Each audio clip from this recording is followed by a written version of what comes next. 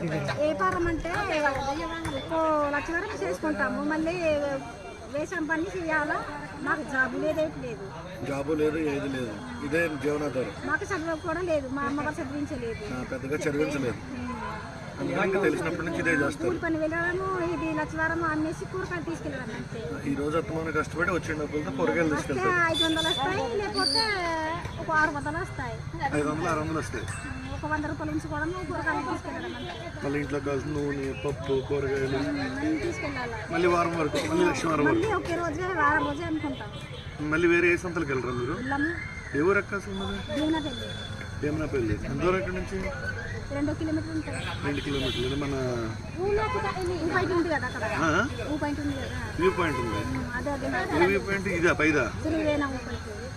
చెరువులు వేనం view point. అవును, కింద మాది, అది పైన ఉంది. కింద ఉన్న ఊరు మీదే, చెరువులు వేనం పైదే.